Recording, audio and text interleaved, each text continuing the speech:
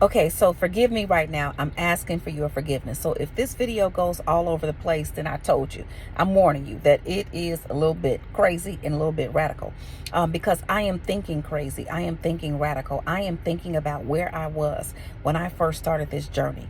The journey after I graduated from college and thought I was going to be making all kinds of money and living this big, great, wonderful life, and bam, boom, bamboozle, everything just hit me, and I realized, no, I have been hoodwinked, run amok, tricked into believing that the system that I was told that you could go to school, get a good education, get a good job, and then live happily ever after, that system was not working. And so I began to think radical. So if you have a dream, if you have a goal, if you have a vision for your life, now is the time for you to get as radical as you can get, as crazy as you can get, and go as far out of the box as you can go out of.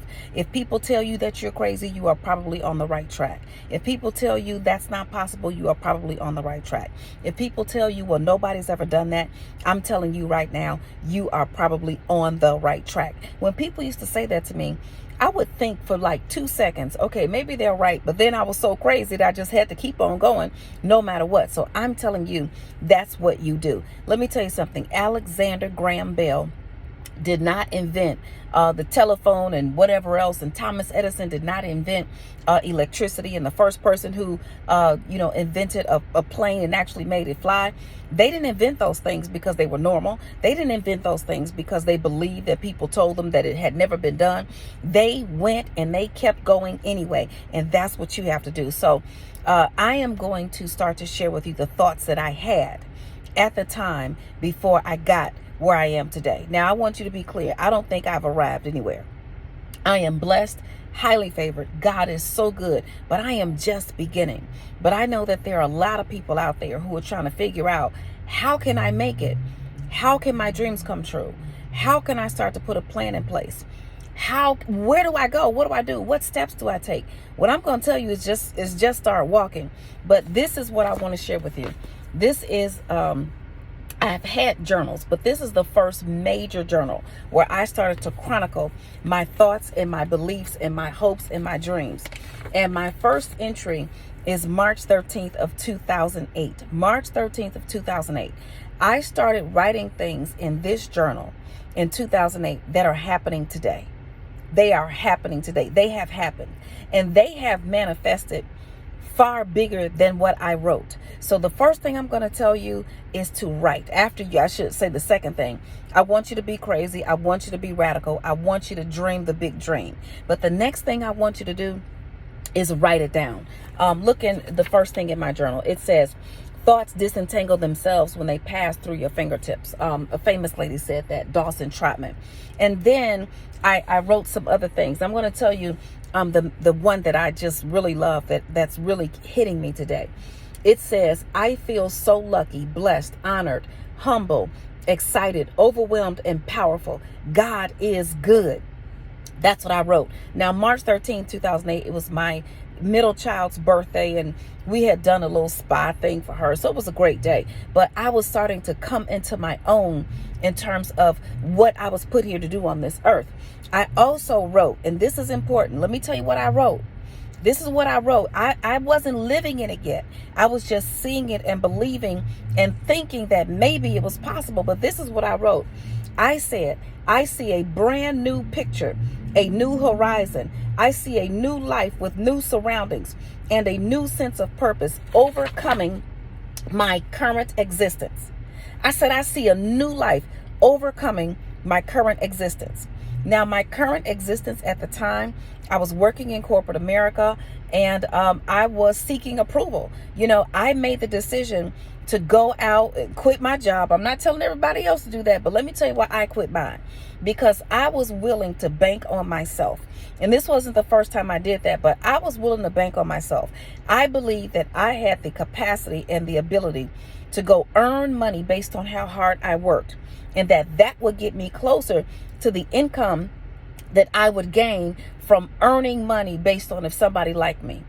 earning money based on if somebody approved of me, earning money based on, the premise that I could deal with the politics. I don't like politics. I don't know how to play games. I don't know how to do all the little niceties in corporate America.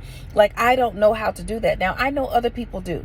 And for those who do, I think that these are some of the greatest people on earth because they've learned the art of diplomacy and so on and so forth. But the truth just is in me. It just comes out. And the bottom line, it takes many people on this earth to make it go round. So I knew for me, entrepreneurialism was a part of my journey. And I just chose to step out. And so, I have many other things that I wrote here that I'm going to share with you over time. But I know that at this particular time, I felt crazy. I felt radical. I said I was going to be speaking on stages around the world. I saw myself as a globally known financial expert who could help people heal. But I want to tell you the thing that I wrote that really, really put me on track to where I want to be. It was when I understood the relationship between myself and the rest of the world. It's when I understood what it was that I was going to be able to do. And I literally wrote that I was going to help people remove money as a barrier to God. And this is what I wrote. I am so excited about walking a path where I will get to show others exactly how to remove money from the middle of the relationship between self and God. That's what I wrote. I am so excited about walking a path where I will get to show others exactly how to remove money from the middle of the relationship between self and God. Is money in between you and God? Is money in between you and peace? Is money in between you and joy? Is money in between you and harmony? If money is between you and God, then what my goal is to help you remove money. So then it's just you and God. And when it's you and God, there is nothing that you can't do. There is nothing that you can't accomplish. The Bible says everything is possible for those who believe. Not just one thing, not just two things. It says everything is possible for those who believe. So I am believing for you. I am believing in you. And I want you to be radical. I want you to be crazy. I want you to dream crazy dreams. I want you to think radical thoughts. Now, let me put some scope around this. You ain't going out to kill nobody, okay? I'm not talking about harming anybody. I'm not talking about taking over anybody's government. I'm not talking about taking over anybody's business. I'm not talking about, taking somebody down. I'm not talking about any of that. I'm talking about things that are going to lift others up. If you want to go build the biggest whatever, do it. If you want to create the next invention to help people do X, Y, and Z, go do it. If you believe that you can be the next Oprah, Madam C.J. Walker, Barack Obama, or whoever, Thomas Jefferson, I don't care, whatever it is that you believe that you see, go do it. Go do it and go after it with everything you have. Get educated, get informed, surround yourself with people who have been where you are, who are willing to take you with them. Surround yourself with people who have been where you are, who are willing to take you with them. Okay? So those are called mentors and coaches and sponsors. And there's a difference between the three, but I just say grab anyone you can get. All right? Grab anyone you can get. It is your season. We are coming upon the reaping season. 9 is the number of reaping.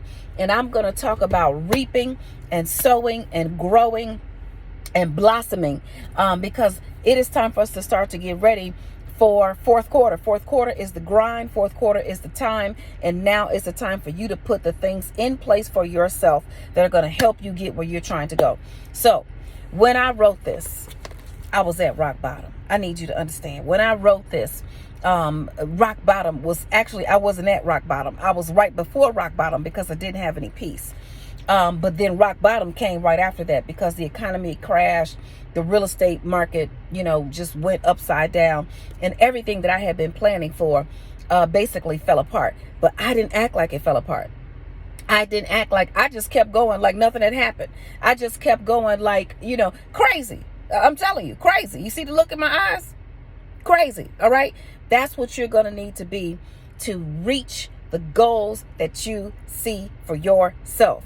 Crazy dreams, radical movement, radical thought, radical effort, relentless effort. Go after it and get everything that God has given you the ability to see for yourself. Go get it. AskLynn.org.